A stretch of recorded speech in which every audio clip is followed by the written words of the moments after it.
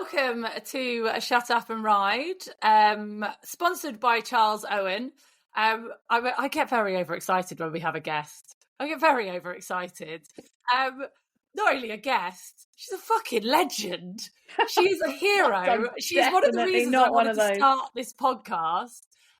Some may know her as Gemma Tattersall, but now she is Gemma Stevens. Gemma, welcome to the podcast. Hello, and it's very good to see you. I've not seen you for a very long time because you buggered off to Canada. Yeah, I did. I did bugger off to Canada. We also have Simey on the pod. Hi, hey, guys. Simey. Are we all okay? How are you, Jenny? Are you okay? I'm in a slightly better mood than yesterday when we recorded a podcast, not going to lie, but you're laughing because you know I'm hungover. I do know you're hungover. It's a Halloween hangover. So they're really bad. So, Jem, you probably know this about me, that my love for children that aren't my own is not great. So having to spend... I'm totally with you there. And I don't have my own, so there's no love. So having to spend a night walking around running into lots of other people's children whilst they all scream and shout and are fueled up on candy meant that... But in Canada, it's amazing. Some of the doors we trick-or-treated on met us with tequila shots. Oh, really? So that is quite cool. That's definitely helps you get through the evening. Yes. And one we went, they'd hung like dolls, like dead babies from their roof. And then they had 4 kids, like a section, and then 4 adults. And you opened this Yeti cooler and it was just full of booze. It was like, I can get behind. That's very cool. But I mean, I personally, I'm not into Halloween. I just don't get it. I hate all that weird stuff. I hate all the dressing up. I just don't have time for that. It's just weird. It's just weird. Like the zombie thing, the scary movie thing. Yeah, not my thing. Oh, I fucking love it. So I'm already laughing. So when I came up with the concept of doing this podcast, you've known me for years now. You were one of the first riders I ever worked with. And I mean, we always have a good hug at the end of a cross country and a sob and all of these things. But I know your personality and you are fucking hilarious. You're so much fun. You're so determined. And I feel like I've never got to share that in our interviews because they're very, like, at home we just talk about your life or we talk about, like, the competition. When I came up with this, and one of the first podcasts we recorded, Simon, didn't we say, who would you like to get on this podcast? And it was you. We did. Gemma was on that list. Because I just feel like do you know what I mean? Like, because you are an athlete and you have to be like grown up Gemma, but there is like a whole side to you that I feel like the public has already seen in the first 10 seconds of this podcast. Yeah, no, definitely. Obviously there's a very serious me and a very determined me and a very, very, very competitive me. But there's also a very, very silly, stupid me and all sorts of other random stuff that I do in my life. This week, I think my staff actually want to murder me because we're having a bit of an off-season time, so the horses are like, well, we got some young ones in and stuff like that, and a couple of the jumpers are still in, but basically I've only got like 2 or 3 to ride, so I'm really bored. So I have had everything out. Literally, when I say everything, like there's piles of stuff everywhere. I'm like, will you tidy up? We've painted everything. Everything's got washed. Like, it's just been one of those mental weeks. I think my girls are ready to send me back to where I came from, which is in the lorry, basically.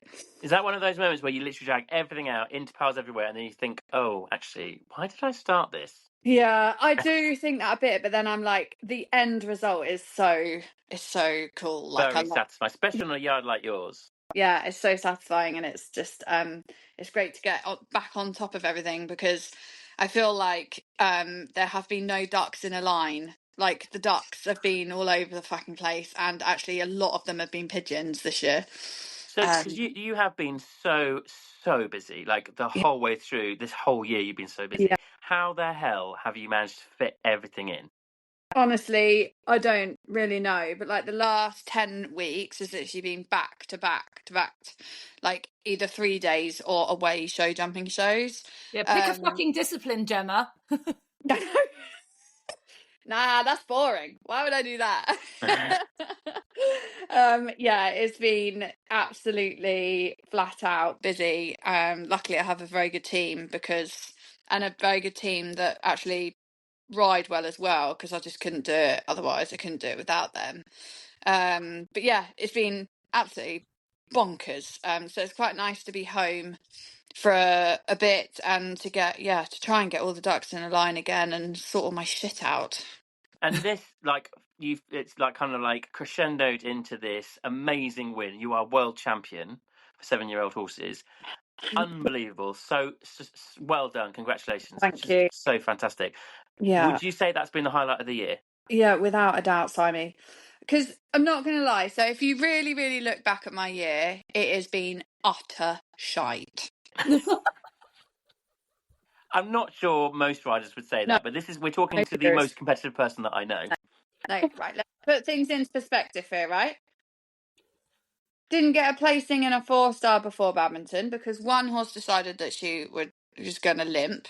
One horse was off, and Chilli Knight was dragging me around like an absolute psychopath because he's been off for a year. We get to badminton, I get to the third fence and think, holy crap, my little 2-ring gag that I've been riding him in since he was a 6-year-old has now completely given up the ghost and I can't stop. By fence 3, brilliant. Yeah. Long way to go. Get a 15, should have won badminton. Shit. That's frustrating. Yeah. Then just have some pretty average, boring results. Have a show jump down at Bicton and I should have won the 3-star. Obviously, the terrible stuff with Georgie happening, which was just beyond awful for everyone and still is. That actually hit me really, really hard. Found it very difficult to deal with. In my own way, everyone deals with it differently, but I found it very difficult. I also had some personal stuff going on. My parents have actually split up and sold our family home. Oh, I didn't know that, Gem. I'm sorry. So that has been, haven't really spoken about it, but it's open now, everyone knows, and it is what it is, and they're actually becoming happier people now, which is great. But obviously when you're like nearly 40 and suddenly a parent, you've had such a strong bond with your family and whatever, and then they're suddenly splitting up. So then that was that. And then we built up for the derby, Dimebard's going so well. He's on such brilliant form. Then it rains and rains and rains, and the Derby Bank is doing very funny things and very soft on the top. And Dimebar decides, no, it's far too dangerous. We're not going down there, mummy. Which was honestly just so out of the blue and just not what I was expecting to happen. It was such a surprise. I was so shocked when I was watching. I was like, whoa, what the hell? He's never refused to do anything in his life, but he went down it so well last year and the year before with someone else. So it's just like not what I was and he was jumping unbelievable up till then. Like he was a foot above every fence. So that was really disappointing. And then had some sort of okay results. I managed to win Hartbury 2-star with a 7-year-old, which was nice. But again, just like went to Hartbury trying to be competitive in the 4-star, didn't get a result. Went to Burley, got a top 10. But in my little world, I made mistakes in every phase. Should have been in the top 3. I felt massively like I'd fucked up. I'm not being good enough. We go to Blenheim and I do a fantastic dressage test on Jala, Jalapeno, right up there on a 23. Literally, she gallops around. I'm near the end of the day and only one person's gone inside the time. We gallop round absolutely superbly to have a stupid misunderstanding at the second last fence. I was 5-6 seconds up on the clock. That's the end of that. She jumped clear on the last day. Should have won Blenheim. And then had really bad fall in the warm-up. Show jumping out in Valkenswaard. When it's just like been thing after thing after thing after thing. And actually I was thinking to myself, am I just now really rubbish? Am I just really shit? Have I just completely lost my, like, competitive edge or my ability to actually be any good? Honestly, I had completely lost faith in myself, totally. Because And because I messaged Gemma on the night after cross country and in Le Lyon, just to say, oh my God, well done, that was amazing, congratulations, good luck for tomorrow, you're going to be amazing. And the messages that I got back were just like, yeah, but it's pretty unlikely to happen, to be honest. And it was just like the most negative I've ever heard you, to be honest. because I really didn't think that I would be able to jump a clear round. I just thought this is too good to be true. It's not going to happen. I've had, it's just, it doesn't happen to me anymore. That is exactly what I thought. And Gary was constantly giving me a kick out the arse, but it's like, it's really hard. And I, going into my dressage test, I've never been so nervous to try and do a good job. And then cross country, again, it's just like, I knew I could do it, but it's just getting it done and not fucking up, which is what I felt like I've done all year. And it was such a relief to finish well, and the horse finished well and didn't injure himself, didn't pull a shoe off, or blah blah blah, like they all bloody do. And then we managed to trot up on Sunday morning, thank God. And then I was thinking all day, I'm like, this is just not going to happen. It's a long time to wait, isn't it? It's a really long time to get your brain into the wrong place, I didn't isn't even it? show jump till like 4:15 or something. You'd almost need to go and compete 2 other horses in the interim just to keep your brain doing something. Yeah, honestly, it was absolute hell.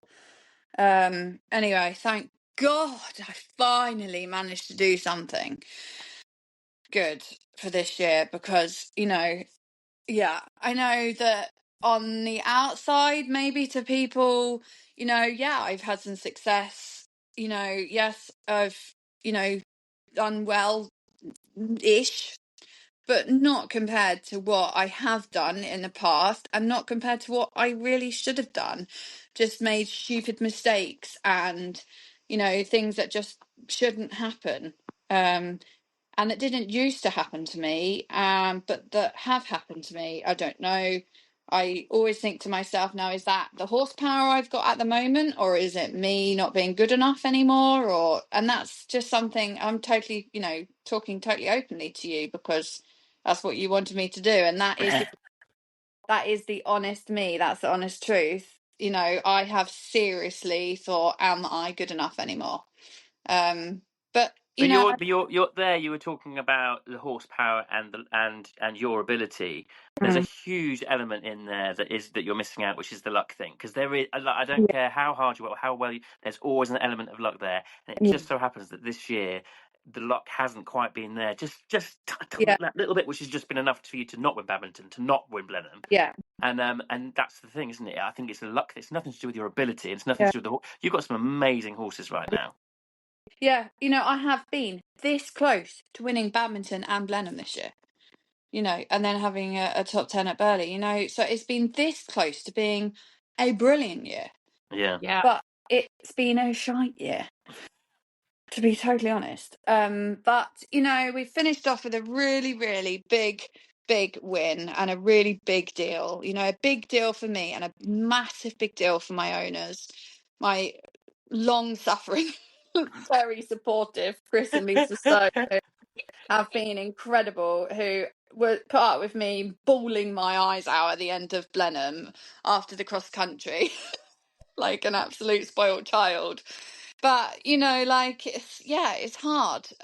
It's hard when it goes wrong, and I was really sorry for them that I couldn't pull off the win at Blenheim, with that horse. And so I was just so chuffed to win on their, literally these clones are their absolute pride and joy. I mean, when I say pride and joy, they are literally their pride and joy. Can we just explain, the clone thing? So you two are so in the eventing world, and a lot of our podcast listeners are in it because we're funny, not just because they're into horses. Oh God, I'll stop being so serious. I've been not ever so serious. I'll stop being No, so I serious. love it. I love this. This is literally why I wanted you on this. I almost want to just give you a hug through the fucking camera as well. But can you just, when I was looking at the score sheet for Leon and looking at the 7-year-old World Championships, watching this while I was meant to be working at Maryland, I was like, I'm just going to see how Gemma's doing. What was extraordinary for me, because I've not really been following the whole clone thing and where you guys have been at, to see a Chilli Morning 1 and 2 in the positionings after dressage, I was like, what the fuck? What have I missed? The fact you did exactly the same dressage score was just unreal. So can you explain how there are 2 Chilli Morning horses on the circuit competing in the 7-year-old championships with the same breeding, for those people who aren't up on what's happened in the world of cloning horses? So actually, there are 3 clones. Yes. In total. Alex Bartan has got the other clone. So obviously, however many years ago, would have been like 8.5 years ago or so, they took a biopsy from the original Chilli Morning, and with the idea that they would create one clone of him, partly to keep the breeding, and to keep the line, because he was such a fantastic horse, but his semen wasn't very good. And secondly, just as kind of as a project, they're very passionate people about the sport, and they absolutely adored that horse, and they thought it would be the most amazing fun project to do. So anyway, so off this biopsy went, and ended up not only multiplying but triple. And the people in Texas, in America, when they did it, they obviously had the 3, which is like one in, well, it's never happened. It can multiply, but it's never ever gone into 3.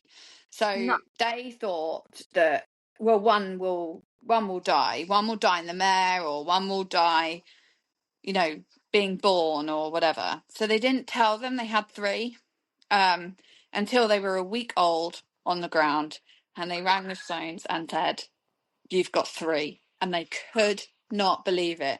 Like a movie. It's like a movie. Anyway, the 3 of them clearly have survived, and they got flown over as they were like 10 months old, 11 months old, and then I had them until like this time of their 4-year-old year, so we looked after them. I broke them in, produced them a bit as 4-year-olds, and then they went off. Julia had her one and Alex had his one, sort of around this time as their 4-year-old year. That is crazy. And you've had experience with all 3 of them. Yeah. And you had Chilli. For anyone who has lived under a rock, Chilli Morning was basically William Fox Pitt was probably the most famous horse of his, and Nick Gauntlet started him, and then you had him in his later life, and he retired with you, and then he was just the most incredible little feisty horse. Didn't Mary King have him for a while as well? Yeah, she had him, but she couldn't hold him. Yeah, he was absolutely So you knew his personality, and you've had these 3. Obviously, their breeding is exactly the same, and they are the same genetically. They're the same. Mentally, what are they like? So they're definitely slightly different. It's a little bit like having identical twins. So although they can look the same, they can be slightly different in their brain. So if you was to take a biopsy from both of them, they would be genetically the same. But they are slightly different. So my one, for example, he as a stallion, he was simply impossible. He was a raging dickhead, basically. And just all he could think about was his penis. Sounds like my husband. I was like, this is just not okay. Like, all we think about is that. So he had to have those little nasty little bullies off. So we did that at the beginning of this year, and oh my God, it has been so much better since. Just so much more concentrated, not standing on a hind leg screaming one's head off when we get to a show. It's like beyond embarrassing. Did they take any semen off him before? Yeah, so we've got about 40 to 50 frozen doses, good doses, from him. And actually Julia's one, I think, is going to have some more taken. But yeah, they all are very slightly different, but also very, very similar, obviously, in many ways. You know, they have an opinion, but they are very trainable. They all gallop unbelievably. They've all got beautiful softness and kind of flexibility on the flat, which makes them so lovely to ride. Um, they've all got slightly difficult mouths. They all like a very similar bit, although the riders are different. So we have ridden them in different bits, but actually a lot of what we do is similar, if that makes sense. So yeah, it's an amazing thing, and it's just really interesting. I find it really interesting. I know Julia finds it really interesting, and the Stones, and so does Alex. And the Stones are honestly, they're just loving the journey. I bet they are. I mean, it's really cool, isn't it? Yeah.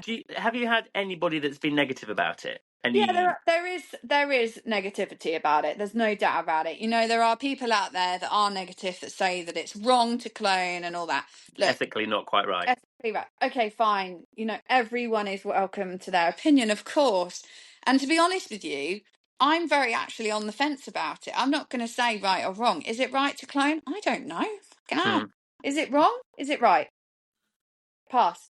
All I know is that I've got this wonderful, wonderful horse who I love, and that I don't think of him day to day as Chilli Morning clone. I just think of him as Quattro, his stable name. He's my horse, and I love him, and I love training him, and love competing him, and The end. the end. So stuff it. I'm just gonna ride him and love, and you know, I adore him. I love looking at him because he's just beautiful. So let's just carry on looking at him and riding him. Stuff That's it. so cool. Yeah. So obviously, you know, you're competing against his. Do we say his brother? I suppose it is his brother, isn't it? Sort of. Yeah. Yeah. I guess sort of. His And clone. You can't just His say it's his clone. clone. I mean, Yeah. there is so much weirdly to unpack there. The Yeah. fact that you're competing because they are clones.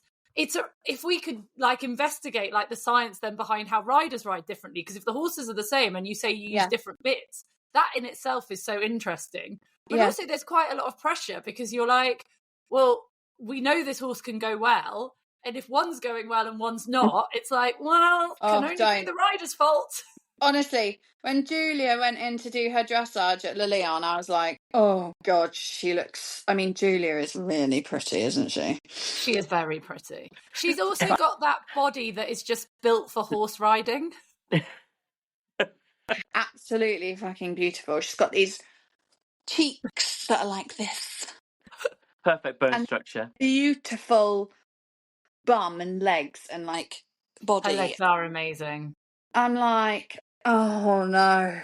And she's gone in the ring and she's trotted around, and the horse is like absolutely beautiful on the bit in this relaxed frame, looking absolutely fucking beautiful. And she's sitting like a complete goddess with her high cheekbones and her beautifulness. And I'm like, look at me with my fat thighs and my double chin, and like, oh my God, it's just terrible. That's all I could think about, honestly. I'm like, oh my You're God. obviously more beautiful than you realise because you went to exactly the same mark. Yeah, you got the same mark. So fuck your cheekbones. I nearly cried when I came out. I was like,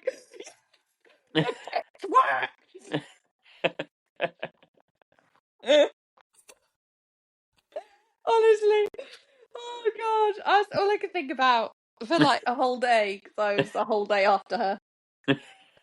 Love was it. trying to be as beautiful as bloody Julia. Anyway, she was very lovely about it. You know, I mean, she is just beautiful. And the horse looked beautiful. So I literally spent a whole day, you know, training and trying to sit up really, really tall and elongate my legs. Yeah, Everything. I am Julia. I am Julia. I am Julia, and getting yourself into the right mental state. like this. Yeah. It's all right. You're funnier. Well, something like that. Desperate. And you got the same fucking mark. It That's blows just it. my I have a tiny hungover mind, and this has blown it. Yeah, no, it was weird. It was really weird. Yeah, I was trending just below that mark all the way through, and then we just made one little mistake at the end, which was a little shame. But it was actually really cool to be on the same mark, and it got everyone talking, and everyone in the press conference, as you can imagine, were like mad for it. So yeah, it was just weird but cool, and yeah. They're lovely horses at the end of the day, and they've been we have worked hard to produce them well. Yes. And you had to jump clear round in the show jumping. Yeah, horrendous. So we've talked before about your how you are with you get very, very nervous, don't you? You're very open about that. Yeah, I get really nervous, and I get really nervous because not really necessarily because I'm scared, although obviously when we go to badminton and Burley and places like that, there is the scared factor, no doubt about it. Yeah. But I think if you're not scared when you're at Burley and badminton, then there's something seriously wrong with you. Yeah. Well, mate, you get scared when you're doing cross country schooling. So I hate cross country schooling. Absolutely hideous. I mean, Simon, can I get you to school on my horses next year for me? no, because I'm just as bad as you, mate. It's absolutely If you want them to hideous. jump 90 and 100, fine. Yeah, I can do that. Yeah, but I don't even like doing that. I get all nervous. Anyway. So, but how do you deal with this? Because clearly, you go from nervous Nelly to the feistiest person out there. Yeah, I don't really know. How do you do it?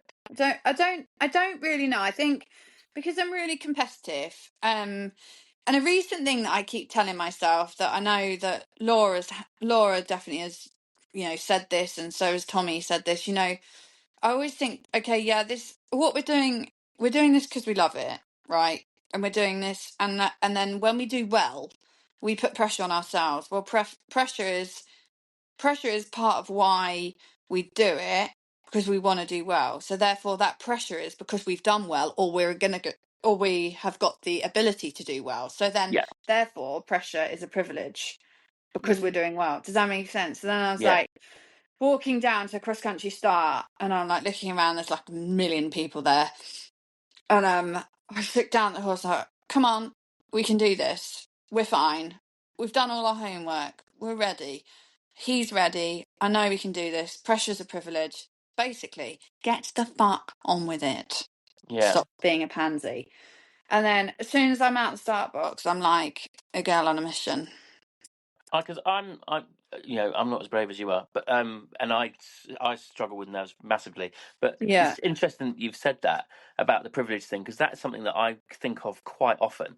Like when I'm properly crapping myself about doing something that's big and important, I'm like, you're so lucky that you're feeling like this. You're so lucky to be doing this at all. And I find I take a lot of strength from that. Confidence from that. Definitely. And I think to myself, now and again, I think, would I want a normal life? Sometimes I think to myself, when you've been away and you're so busy, you can't keep up. You can't even do you can't even do your washing. Do you know what I mean? You haven't even got time to literally do the shopping or the washing. And you think to yourself, God, it would be so nice to get my life to be normal for a minute. You're too far into it, mate, now. Yeah. Too far into it. Well, I've been at home for 5 days and I'm really bored. But it's nice because I am getting stuff sorted. But I know in myself that there is no way in a million years that I could do a normal job, because I've never had a job as such in my life, and I've always just done what I've done, worked hard, yes, but being my own boss and done what I've done, and had my own mission.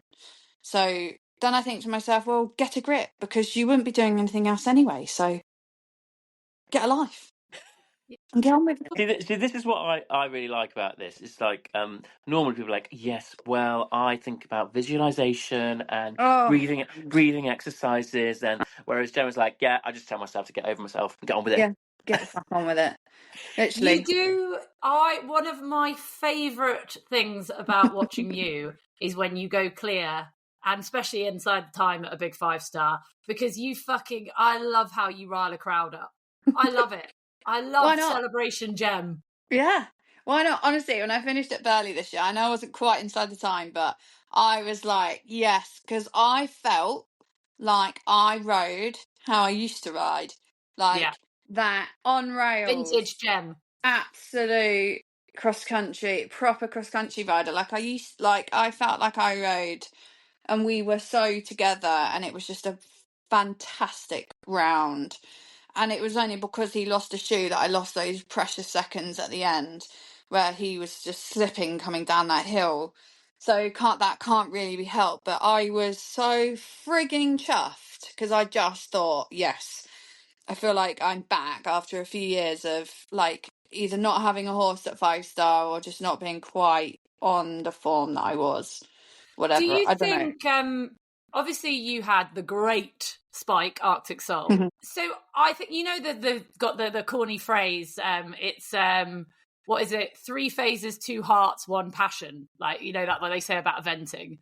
But you and Spike were just such a partnership. And it sounds so cheesy. It's the kind of question I would say at the end of a round interview. Oh, you're such a great partnership. But you two were like soulmates. Yeah. And do you think like not having, because when you are nervous and you're on him, you went into battle with him and every time he came out winning. So do you think when you weren't on him anymore, do you think that changed? And then coming back from Burley, was it a bit like coming back on a round after him? Yeah, it was. Yeah. I don't think just because I didn't have him, I sort of dropped off. I think I sort of lost him and Quick Look and the Chica Bella kind of like all at the same time. And so it was then a rebuild and trying to rebuild with horses that are good, but they are not quite those horses. They're not quite as good. They are good horses, but they're not quite as good, if I'm totally, totally honest with you. And so I feel like I'm like little Alfie, honestly, Chilli Night. Honestly, you wouldn't look twice at that little horse. He is a star because he has the biggest heart and he never, ever, ever gives up or never, ever stops trying his little heart out. But honestly, that horse moves like a sewing machine. He's long in the back, short in the leg. He's got terrible conformation. And if you honestly, Simon, like if you got on him and canted him over a fence, you would look at me and be like, what? You jumped him round Burley? Like he's such a funny little thing because he doesn't inspire you in any way, shape or form. He's so plain in every way.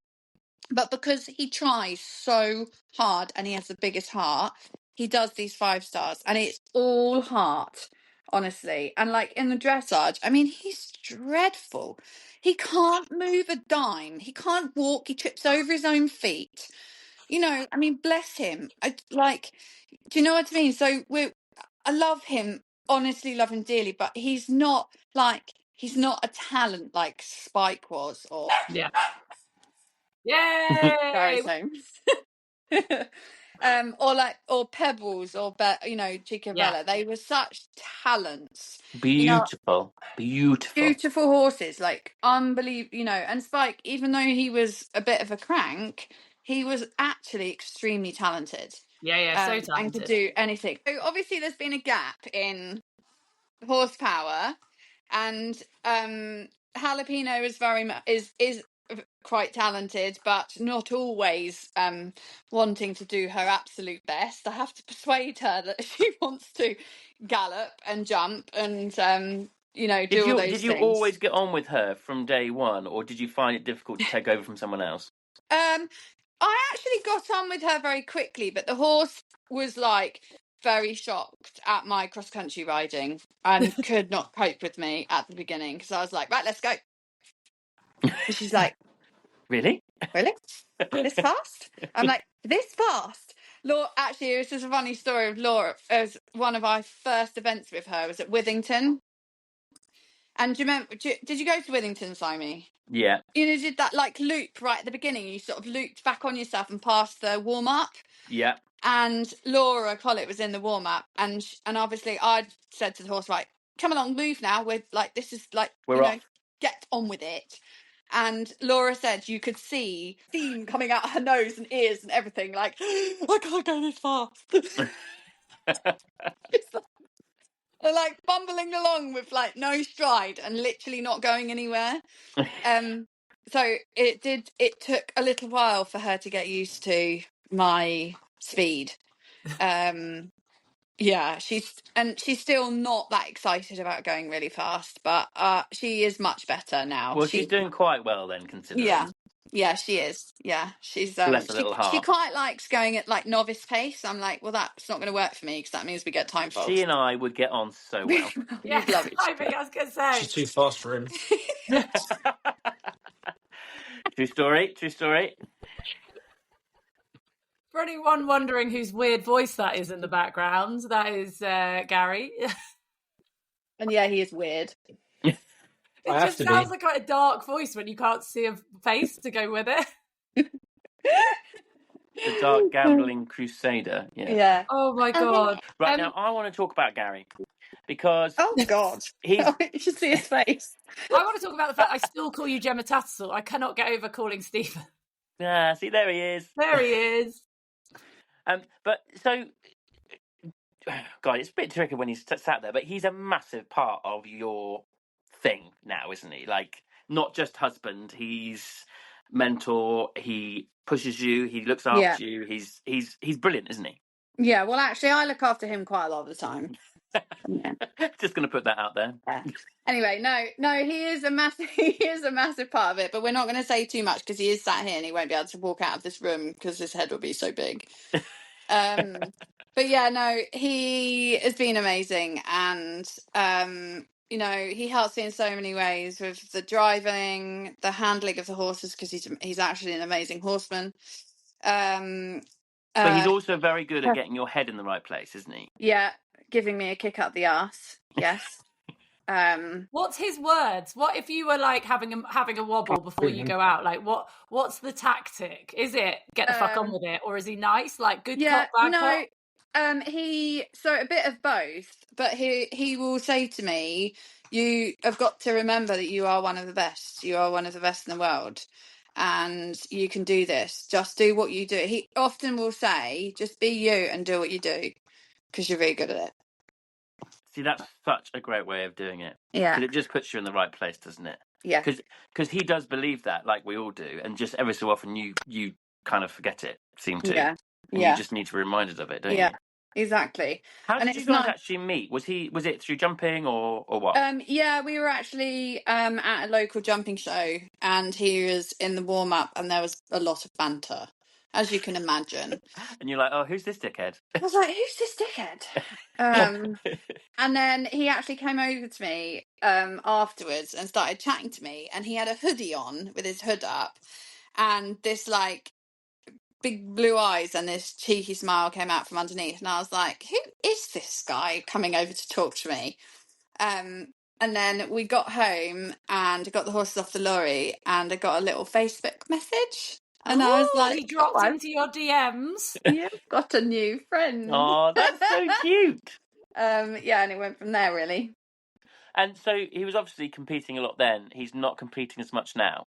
No, he was actually working for a guy, a show jumper, doing a bit of riding as well. And then he actually competed a young horse that I bred, a young stallion that was just too enormous for me. He rode him for a bit, and then we sold him. And then he's just been helping me now, really. He doesn't compete anymore. But he helps me on the ground.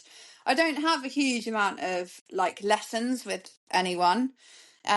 Dickie helps me a bit with my cross country, but show jumping wise, Gaz. I saw a video of you with him cross country schooling at Aston.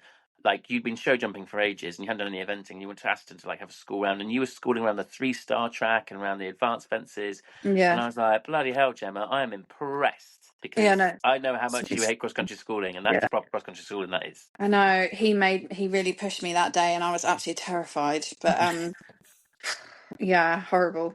But yeah, so Dickie will help me a little bit with the cross country. And like, for example, he came to mine before Liliane, and just we just had a little practice with the two 7-year-olds. And it's just a reminder, really, because of the show jumping.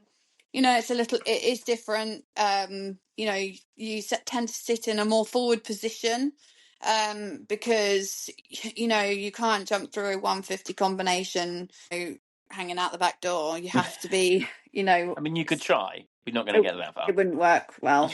It wouldn't work well, Simon. Yeah, I wouldn't be advising trying that anytime soon. No. So yeah, so it's just sort of getting back in that like mindset of cross country riding again, and it's just switching, like getting in that mindset of switching from one to the other. And I've definitely got better at it. And with the jumping side of stuff, like you don't get much help with that one, but obviously Gary helps you with that. Yeah. Do you do a lot of like videoing and then looking back, watching it back, and assessing yourself, or between you? Like obsessively. Yeah. Obsessively. That, like, things like Clip My Horse is absolutely incredible, because they're literally everywhere now, and you can like watch back. Gaz always videos as well, so you always end up with 2 videos you can compare. And what's your main criticism of yourself when you watch yourself back? What's the thing? Is there a thing that you go, oh, I just wish I didn't fucking do that? No, I think that, you know, there are small mistakes. The thing is, in show jumping, missed the gate in the main. Anyway, oh, shut up. In show jumping, what did he say? We didn't hear that. He's being rude about one round that I did at Hixton. I've never let it, like, lived it. I will never live it down. Yeah, but you were quite good though, because you did share that. You showed that to everybody. Terrible. Normally, I don't do that. No, anyway, as I was saying, obviously when it gets to kind of bigger than 140, the margins for error are like minuscule, tiny. So then it becomes not necessarily why the fuck did I do that, but I could have maybe just done that a bit better. Like, it's, you know, I could have been this much more off, or maybe this much closer, or this much more canter, or maybe I lost the shoulder on the turn, or, you know, it's like tiny little margins that you're wanting to improve all the time. And it's just being, I watch my videos back. I'm very critical, you know, and I send videos sometimes. Like, actually, Rob has helped me a couple of times. All the jumpers. And the jumpers, to be fair, are beyond unbelievably helpful. Like, they're amazing. You know, walking the course and stuff, if I've ever got something I'm worried about, you know, they're so approachable. So yeah, it's actually it's a great world. I mean, we love it. We've made some really great friends, and you know, I enjoy going and you know, seeing everyone there and all of that just as much as the eventing. Every week we say, what has annoyed you this week? And Simon had what's annoyed him this week, and it happened to be about you. For people who can't see what's going on, Gemma's just turned the phone to face her husband. He annoyed you this week. Yeah, right. Nice. Is that not like every week? Well, because he's not been at work, so he's been at the yard helping, which has been very helpful, doing painting and God knows what. But I tried to help him paint today, and he tried to tell me how to paint. At which point I said, "Do it your fucking self." And went and did something. Because she was putting so much paint on the walls, it was running all down the walls. I mean, disappointing. Seriously? So, yeah, thank you. The fuck are you, Simon? You're supposed to be my friend. Anyway, talking of that. So this is Jenny is talking about. I didn't say it annoyed me. I just said that I was telling Ben the story. I was show jumping at Arena UK, This is And so I was walking funny. the course, and I looked over and I saw Gemma Stevens and Gary walking down towards the car park, and I was like, "Oh, Gemma!" So I shouted, Oh God, this was and I ages shouted, ago. and I was like, Gemma, and she didn't hear me. So I was like, "Oh, it's all right. I've got a number. I'll just give her a quick shout." So I got my phone out, and I rang her, and I looked over, and she got her phone out of her pocket. She looked at it, and she put it straight back in her pocket again. And I was like, she clearly doesn't like me very much. But then I did then look at the results, and I realised that she had travelled how many hours? 5 hours to River UK to jump one horse. Oh, what And happened? she jumped a clear round, but then she got a one time fault. She didn't get through into the next round. And she, to be fair to her, she did ring me the next day and say, "I'm really sorry I didn't get back to you, but I was really fucked off Bloody because I brilliant. got a one time fault." But honestly, it made me howl when I was like, "Oh yeah, she put her phone back in the pocket." It's even worse than being red buttoned. I'm never going to live that down because Sammy's one of my favourite people. I mean, there's not many people I like, but I actually like you. Just not that day. Just not that day, yeah. Oh, honestly, when Classic. he told me this story, I just laughed my head off. I was like, that is just so brilliant. We cannot wait to get her on the podcast to discuss this in person. So funny. It was very funny. God, I've got play soak now. So one of the other stories that came out of the pod about you, Gem, as well, was we had Tom Rowland on the pod. And I mean, you think you're competitive, but my God, that boy is competitive. And I was talking about the fact that he did so well at badminton, and was he celebrating? And he was like, well, no, Jenny, you know what we're like. Those guys who've just come back from Paris, it's the next day you're on to Aston the Walls, because if it's not a first place, you've got to get back to it. And in my head, I was like, even a top 10, Simon would be out. I was thinking I'd be doing cartwheels, mate. Absolutely doing cartwheels for like several months afterwards. And Simon was talking about how it's not about the winning, it's about the journey. And then he told this story about you. Oh. Yeah, we were in the collecting ring at Burnham Market, and was this the beginning of this year? Yeah, beginning of this year, yeah. And you're like, oh my God, I just really hope that this weekend goes well and the horses are all right at the end of it. And I said to Gemma, oh, the thing is though, Gemma, it's all about the journey, isn't it? And Gemma was like, no, it's not about the journey. I've been doing this job for 20 years. It's about time I won badminton. I don't care about the journey. I just want to win.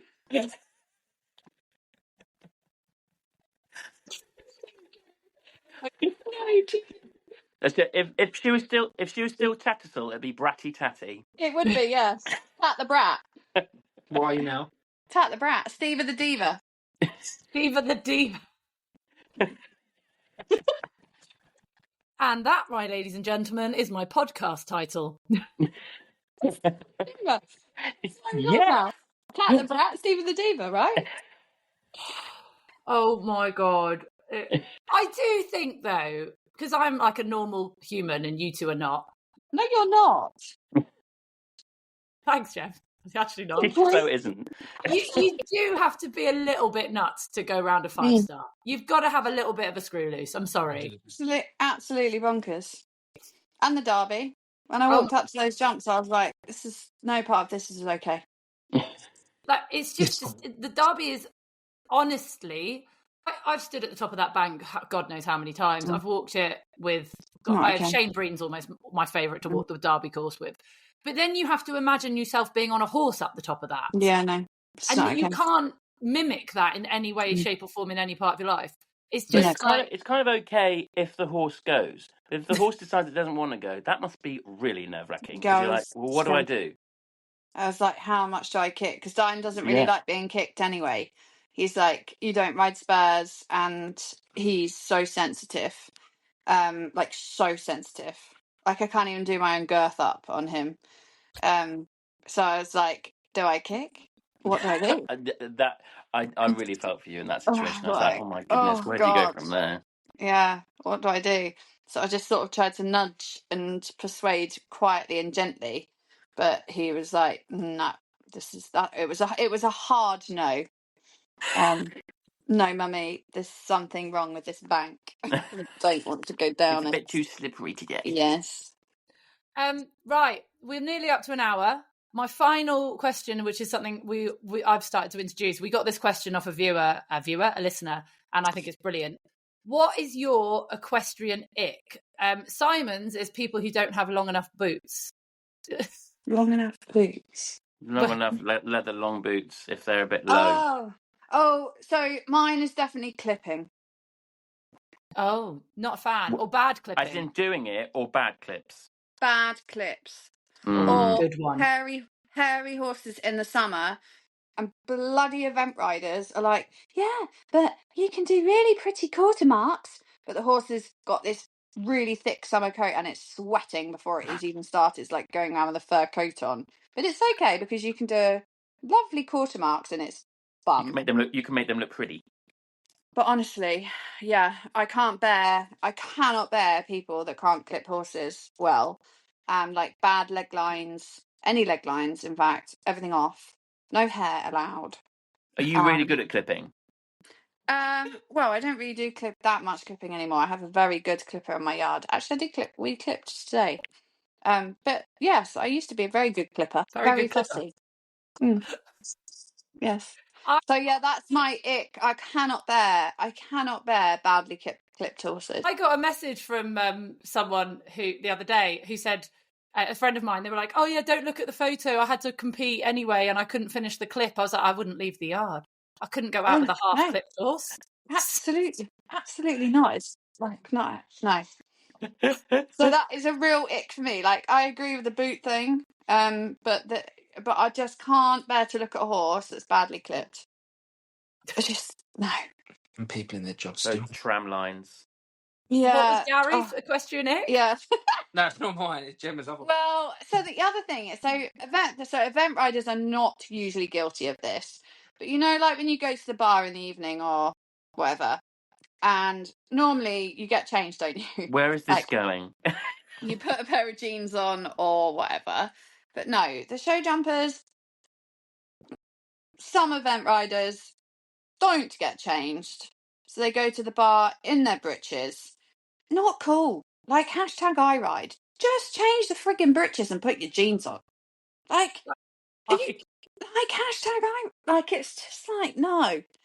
Just put your breeches on. Your who was jeans it on. that said that their ick was people that go to big events in jobbers and boots that are just there to watch? Yeah, Jenny? #I ride. It was one of Ben's. You're at Olympia and you see the crowd and they're wearing their jobbers and boots, just in case one of you two has an accident and you might need to call them from the crowd But to ride their horse. why would you wear your jobbers and boots? Surely it's a nice opportunity to actually be clean. No, but you see, I used to do this when I was a kid, so. Oh no! Yeah, I know. I know, But right? I just I thought that maybe Ginny Lang or Ian Stark might let me ride their horses. She definitely won't answer your call now.